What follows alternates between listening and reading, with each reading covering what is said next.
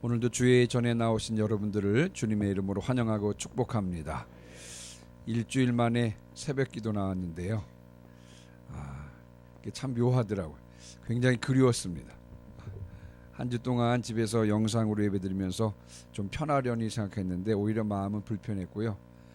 빨리 가고 싶은 그런 마음뿐이었습니다. 이렇게 직접 또 뵙고 말씀을 드릴 수 있게 돼서 얼마나 감사한지 모르겠습니다. 오늘 사사기 6장부터 이제 8장까지 이야기는 사사 중에서 기드온의 이야기입니다. 여러분 좀 이해를 돕기 위해서 이 사사 기드온 시대를 배경으로 기록한 성경이 있는데 룻기 있죠. 룻기가 사사 기드온 시대를 배경으로 하고 있는 것 참고로 하시면 좋겠다 생각이 듭니다.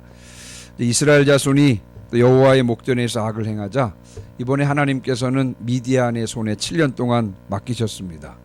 이 기간 동안 그동안 이제 목사님께서 또 우리 전사님께서 말씀해 주신 대로 이 7년 동안 이스라엘 백성들이 궁핍이 심했다 그랬습니다. 왜냐하면 미디안 사람들이 아말렉 사람들과 동방 사람들, 여기서 말하는 동방 사람들은요 사막지대에 살던 부족들을 말하는데 이들이 침입해 와서 토지 소산을 남겨두지 않았기 때문이라고 성경은 기록하고 있습니다. 너무 힘드니까 이번에도 이스라엘 백성들이 하나님께 부르짖었더니 하나님께서 사사를 세우셨죠. 하나님께서 세우신 사사, 이 구원자가 누구였냐면 바로 기드온이었습니다. 그래서 이제 여호와의 사자가 아비에셀 사람 요아스에게 속한 오브라라고 하는 지역에 이르러서 요아스의 아들 기드온을 찾아옵니다. 어제와 또 그저께 말씀하신 대로 여호와의 사자가 기드온에게 말하죠. 너는 가서 이스라엘을 미디안의 손에서 구원하라. 내가 너를 보낸다. 내가 반드시 너와 함께 하리니 내가 미디안 사람 치기를 한 사람을 치듯 하리라. 그러나 기드온은 하나님께서 이스라엘과 함께 하신다고 하는 사실을 의심했습니다. 뿐만 아니라 자신이 미디안으로부터 이스라엘을 구원할 만한 자격과 능력도 없다라고 여깁니다. 그래서 자신에게 말씀하신 이가 여호와라고 하는 표징을 달라고 기드온이 구할 때 그때 기드온은 제물을 드렸고요. 하나님께서는 불로 제물을 사름으로 말씀하시는 이가 여호와라고 하는 증표를 주셨다고 하는 내용이 이제 어제까지의 내용입니다. 그래서 이제 어제 목사님께서 말씀하신 대로 하나님께서 이 기드온을 큰 용사로 지금 만들어 가시는 중이라는 사실을 좀 말씀을 드렸죠. 기드온은 거기에 제단을 쌓고 여호와 살롬이라고 이제 불렀는데 기드온이 제단을 쌓고 여호와 살롬이라고 하는 부른 그날 저녁부터 다룬 내용이 오늘 본문의 내용입니다. 여러분 25절 한번 보시기 바랍니다. 25절. 자, 25절 26절입니다. 기드온이 제단을 쌓고 여호와 살룸이라 부른 그날 밤에 여호와께서 기드온에게 세 가지를 명령하시는데요. 자, 25절 26절을 저와 같이 다시 한번 읽어보겠습니다. 시작. 그날 밤에 여호와께서 기드온에게 이르시되 내 아버지에게 있는 숫소 곧 7년 된 둘째 숫소를 끌어오고 내 아버지에게 있는 바알의 제단을 헐며 그 곁에 아셀의 상을 찍고 또 이 산성 꼭대기에 내 하나님 여호와를 위하여 규례대로 한 제단을 쌓고 그 둘째 숫소를 잡아 내가 찍은 아세라 나무로 번제를 드릴지니라 하시니라. 아멘. 이 세 가지를 명령하셨는데요. 먼저 이 세 가지 명령의 내용을 살펴보기 전에 우리가 먼저 한번 살펴볼 내용이 있는데 25절 중간쯤 여러분 보시면 내 아버지에게 있는 바알의 제단을 헐며 이런 표현이 있습니다. 내 아버지에게 있는 바알의 제단을 헐며. 여러분 하나님께서 기드온을 찾아오신 것은 전적인 하나님의 은혜인 것입니다. 여러분 지금 기드온의 아버지 집에 뭐가 있다고요? 바알의 제단이 있었다고 합니다. 하나님을 예배하기 위한 제단이 아니라 바알의 제단이 누구에게 있었다고요? 기드온의 아버지의 집에 있었던 것입니다. 이 므낫세 지파의 아비에셀 사람들이 오브라에 모여 살고 있었거든요. 그래서 이제 성경학자들은 뭐라고 이야기를 하냐면 이 기드온의 아버지의 집에 있던 이 제단은 아마 그들의 공동 제단이었고 이 바알 제단의 관리자가 누구였다? 기드온의 아버지였다는 사실을 말하고 있습니다. 그러니까 기드온의 집안도 당시 다른 이스라엘의 집안처럼 바알과 아세라를 섬겼다. 아니, 다른 집안이 섬긴 것보다 더 깊은 연관을 가지고 바알과 아세라 숭배를 하고 있었다는 사실을 우리가 오늘 본문을 통해서 알 수가 있는 것입니다. 그런데 그럼에도 불구하고 하나님께서 그런 집안의 기드온을 택하셔서 당신의 용사요, 당신의 사사로 사용하시는 것입니다. 여러분, 이것은 전적으로 하나님의 은혜라고밖에는 말할 수 없는 것입니다. 갈대아 우르에서 우상지기의 아들이었던 아브라함을 부르셔서 언약을 맺으시고 또 이스라엘의 조상으로 삼아주신 하나님의 은혜와 동일한 바로 그 은혜인 것입니다. 뿐만 아니라 예수님을 믿는 자들을 박해하던 바울을 찾아오셔서 만나주시고 이방인의 사도로 삼아주신 그 하나님의 은혜와 동일한 그 은혜를 말하는 것입니다. 여러분, 기드온이나 또 아브라함이나 바울은요, 하나님의 은혜를 요구할 만한 처지에 있었던 사람들이 아닙니다. 그렇죠? 그들에게 무슨 자격이나 공로가 있었던 것이 아니에요. 그러나 그럼에도 불구하고 택하셔서 용사로 삼아주시고 또 택하셔서 그 이스라엘의 조상으로 삼아주시고 또 택하셔서 이방인의 사도로 삼아주셨으니 이는 전적인 하나님의 은혜라고밖에는 설명할 수가 없는 것입니다. 제가 이 본문 묵상하면서 여러분 참 저희 교회는 하나님의 은혜를 받았다 라고 그렇게 말할 수밖에 없습니다. 왜냐하면 성전 건축의 기회를 주셨잖아요. 그렇죠? 지난번에 목사님 잠깐 말씀을 하셨는데 하나님의 마음에 합한 자라고 칭찬을 받았던 사람이 누구죠? 다윗이잖아요. 다윗. 여러분, 다윗도 하나님의 전을 건축하기를 간절히 사모했는데 하나님께서 다윗에게 기회를 주셨습니까? 기회를 주시지 않았습니까? 기회를 주시지 않았습니다. 예. 다윗도 갖지 못한 기회였는데 그런데 많은 교회들 중에서 우리 교회에 기회를 주셨으니 이 어찌 하나님의 은혜라고 아니할 수 있겠습니까? 하나님의 은혜를 빼고는 모든 것이 말이 안 되는 것입니다. 그렇죠? 네. 자, 그리고 나서 이제 오늘 25절 26절의 명령을 여러분 잠깐 살펴보시면요, 하나님께서 기드온에게 분명한 사실을 깨우쳐주고 있습니다. 자, 먼저 첫 번째 명령을 한번 봐보세요. 25절과 26절이 조금 이제 대조적으로 나오고 있는데 먼저 첫 번째 명령이 뭐냐면 내 아버지에게 있는 숫소 곧 7년 된 둘째 숫소를 끌어오라는 것입니다. 네. 내 아버지에게 있는 숫소 곧 7년 된 둘째 숫소를 끌어와서 그다음에 26절 보시면 중간 이하부터 보시면 그 둘째 숫소를 잡아 번제를 드리라 하는 것입니다. 여러분, 숫소 곧 7년 된 둘째 숫소죠. 사실은 이 의미가 정확하게 뭔지는 잘 모르겠어요. 제가 아무리 찾아봐도 둘째 숫소의 의미는 잘 모르겠는데 7년 된 둘째 숫소, 여러분 바알에게 제사 드리려고 아세라에게 제사를 드리려고 잘 준비되었던 제물을 말하는 것입니다. 바알에게 제사를 드리려고 준비했던 7년 된 둘째 숫소를 끌어다가 누구에게 바치라고요? 누구에게 번제를 드리라고요? 참 주인이시고 참 신인 하나님께 드리라는 것입니다. 이게 하나님의 첫 번째 명령이에요. 바알에게 드리려고 준비했던 7년 된 그 숫소 이 제물을 끌어다가 참 신인 하나님께 번제를 드리라는 그런 말씀인 것입니다. 자, 두 번째 명령이 뭐냐면 25절 이제 중간 이하부터 보시면 내 아버지에게 있는 바알의 제단을 헐으라는 것입니다. 아버지가 공동 관리하고 있는, 아버지가 책임자로 있는 바알의 제단을 헐고 26절 이 산성 꼭대기에 내 하나님 여호와를 위하여 규례대로 한 제단을 쌓아라 하는 것입니다. 거짓신 바알의 제단을 헐고 참신인 하나님을 위하여 제단을 쌓으라는 것입니다. 자, 세 번째 명령이 무엇입니까? 그 곁에 있는 아세라상을 찍어라. 25절 끝에요. 바알 곁에 있는 아세라상을 찍어라. 이 아세라는 그 가나안의 최고신이었던 엘, 엘신의 아내이자 이 바알신의 어머니입니다. 어머니 신입니다. 나무로 깎아서 만들었는데 이 나무 목상 아세라상을 찍어서 26절 끝에 보세요. 아세라 나무로 뭐를 드리라고요? 번제를 드리라. 하나님께 번제를 드리라는 것입니다. 목상우상인 아세라상을 찍어서 그것을 여호와를 위한 제단에 벌려놓고 그 나무로 참신인 여호와께 번제를 드리라는 것입니다. 여러분 25절부터 26절의 하나님의 명령을 가만히 들여다보면 여러분 내용은 분명하고 선명합니다. 무엇입니까? 참 주인이 누군지를 분명히 알아라. 그리고 참 주인에게만 예배하라는 것입니다. 하나님께서 말씀하시는 거예요. 기드온을 통해서 기드온과 이스라엘에게 말씀하시는 것입니다.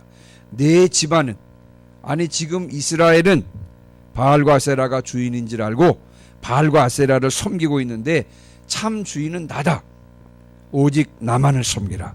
내가 참 주인이다. 오직 나에게만 경배하라. 바알과 아세라는 가짜 신이다.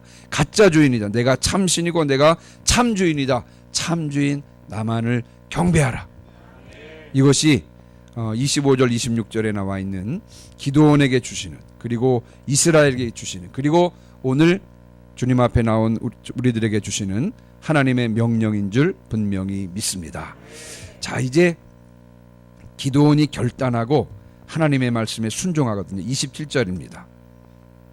자, 27절 같이 읽습니다. 시작. 이에 기드온이 종 10사람을 데리고 여호와께서 그에게 말씀하신 대로 행하되 그의 아버지의 가문과 그 성읍 사람들을 두려워하므로 이 일을 감히 낮에 행하지 못하고 밤에 행하니라. 아멘. 여러분 중요한 구절이 여호와께서 그에게 말씀하신 대로 행하되. 여러분 기드온이 하나님의 말씀대로 순종하기는 결코 쉬운 일이 아니었습니다. 왜냐하면 이것은요 가족들과 원수가 되는 일이었습니다. 친척들과 또 성읍 사람들과 대적이 되는 일이었습니다.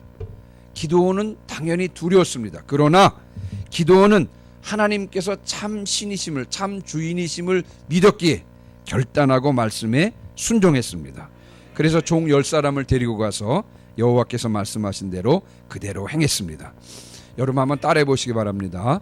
말씀과 순종은 동의어다. 한 번 더요. 말씀과 순종은 동의어다. 죄송합니다. 다시요. 믿음과 순종은 동의어다. 다시요. 믿음과 순종은 동의어다. 자, 우리 한번 신약 성경 한번 찾아보겠습니다. 히브리서 3장으로 가보겠습니다. 히브리서 3장.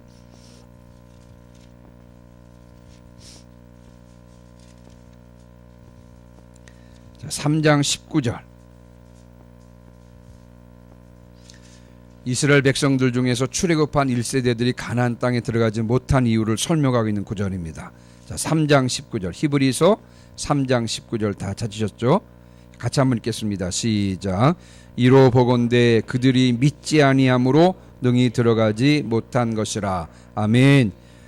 출애굽 1세대들이 가나안 땅에 들어가지 못한 이유가 뭐라고요? 믿지 아니함으로. 거기서 4장 6절로 한번 넘어가 보겠습니다. 자, 3장 19절에는 믿음이 없어서 들어가지 못했다 그랬는데, 자, 4장 6절은 제가 먼저 읽습니다. 제가 읽습니다.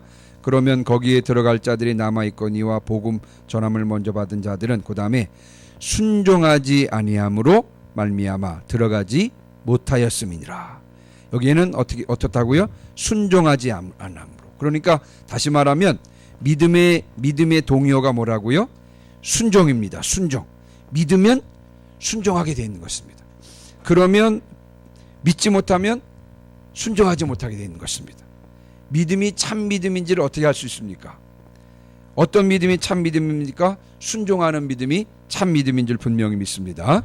믿으면 순종하게 되었습니다. 믿으면 순종하게 되어 있는 줄 분명히 믿습니다.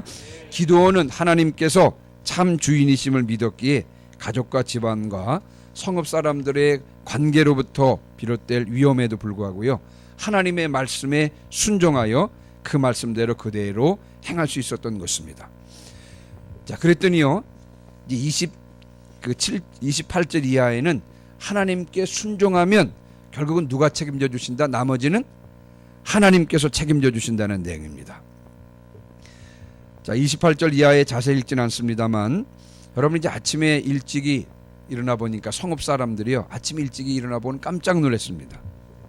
이 모든 상황을 보고 깜짝 놀랐어요. 왜냐하면 바알 제단이 어떻게 되어 있어요? 바알 제단이 헐려 파괴되었습니다. 아세라 목상은 찍혀 있었고요. 그리고 새로 쌓은 제단에는 바알에게 제사 드렸던 둘째 숫소가 들여져 있는 것입니다. 그래서 이들이 누구의 소행인지 캐물었습니다. 그리고는 요아스의 아들 기드온이 이 일을 행했다는 사실을 알게 되고요. 성읍 사람들은 누구를 찾아갑니까? 기드온의 아버지 요아스를 찾아가서 기드온을 끌어내라고 당장 죽이겠다고 했습니다. 여러분 예상했던 일입니다. 기드온은 지금 위기 상황에 처하게 된 것입니다. 성읍 사람들이 당장이라도 지금 기드온을 죽이려고 하는 것이죠. 그들의 입장에서 보면 충분히 그럴 만한 상황이, 자신들이 섬기던 바알의 제단과 아세라상을 이렇게 만들었으니 누가 가만히 있었겠습니까? 그런데 여러분 이때 기드온을 위해서 나선 사람이 있었습니다. 누가 나섰죠? 기드온의 아버지 요아스가 나섰습니다. 여러분 전혀 예상 외의 일입니다. 이슬람법에는요 명예살인이라는 것이 있습니다. 명예살인. 만약에 가족 중에서 한 사람이 이슬람의 창시자인 마호메드나 혹은 이슬람의 명예를 떨어뜨리는 행위를 했을 경우에 여러분 가족들이요 그를 살인을 해도 이슬람법에는 무방합니다. 예를 들면 그런 일이 있었어요. 제가 2년 전에 그 이집트 선교사님이 보내주신 영상을 하나 봤더니요. 이제 그 이슬람권에 있는 무슬림 청년들에게 이제 흔하게 있는 일인데, 그게 뭐냐면 아들이요 기독교인 딸과 연애를 하게 되었습니다. 그래서 도망가려다가 붙잡혔는데 그 영상에는요, 사실대로 말하면 영상에는 그 남자를 쓰러뜨려 놓고는요 여러분 벽돌로 그냥 머리를 그대로 찍었습니다. 근데 그 머리를 찍을 때 제일 먼저 찍는 사람이 누구냐면 가족들이 제일 먼저. 가족들이. 이걸 명예살인이라고 해요. 명예살인. 예. 가족들이 그를 살인해도 마호메드나 이슬람의 명예를 떨어뜨리는 행위, 여러분 이것은 이슬람법에 접촉되지가 않습니다.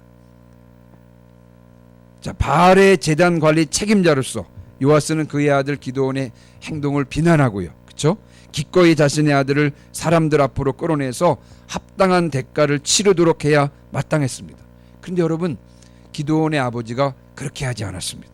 오히려 기드온을 보호하고 나섰습니다. 여러분 31절 보세요. 자, 31절 같이 읽습니다. 요아스가 자기를 둘러선 모든 자에게 이르되 너희가 바알을 위하여 다투느냐? 너희가 바알을 구원하겠느냐? 그를 위하여 다투는 자는 아침까지 죽임을 당하리라. 바알이 과연 신일진데 그의 제단을 파괴하였은즉 그가 자신을 위해 다툴 것이라 하니라. 아멘. 바알이 참신이면 자신의 제단을 파괴하는 자를 그대로 두겠느냐? 자신을 위하여 나설 것이다. 그러니 너희는 가만히 있어라. 바알을 위하여 나서는 자는 아침까지 죽임을 당할 줄 알아라. 라고 여러분 요아스가 지혜롭게 대처해서 그 기드온이 위기를 모면했습니다. 여러분 기드온의 아버지 요아스가 돌변한 이유가 무엇이겠습니까? 바알의 제단의 관리 책임자였던 그 기드온의 아버지 요아스가 돌변한 이유가 무엇이었겠습니까? 여러분 다른 것으로는 설명될 수가 없습니다. 하나님의 영이 요아스의 마음을 움직였다고 밖에는 설명할 수가 없습니다. 하나님의 영이 요아스의 마음을 움직인 줄 분명히 믿습니다. 20년 만에 형 에서를 만나려고 했던 야곱의 생애를 여러분 잘 아실 줄 압니다. 지금 야곱이 야복강을 건너서 형 에서를 만나야 되는데 20년이 지났습니다만 여전히 형 에서는 동생 야곱에 대해서 원수의 마음을 가지고 지금 군사 400명을 데리고 동생 야곱을 죽이려고 지금 찾아오는 그런 가운데 있습니다. 근데 여러분 에서가 그 동생 야곱을 보았을 때 어떻게 했습니까? 여러분 창세기를 통해서 우리가 볼 수가 있죠. 에서가 야곱을 보자 달려가서 안고 입 맞추고 울었습니다. 출발할 때는 400명을 이끌고 이놈 20년 전에 나를 속인 원수 같은 이놈 20년 동안 한 번도 잊지 않았던 이놈을 내가 만나자마자 죽여야 되겠다. 그런 마음을 가지고 이 원수의 마음을 가지고 출발을 했습니다만 그러나 에서가 야곱을 보는 순간에 여러분 달려가서 안고 입 맞추고 울었던 것을 볼 수가 있습니다. 에서의 마음을 움직였던 것은 하나님의 영인 줄 분명히 믿습니다. 기드온의 아버지 요아스의 마음을 변화시킨 이도 또한 하나님의 영인 줄 분명히 믿습니다. 여러분 아버지 이와 같은 변화를 보고 기드온이 무엇을 느꼈겠습니까? 하나님께서 도와주셨구나.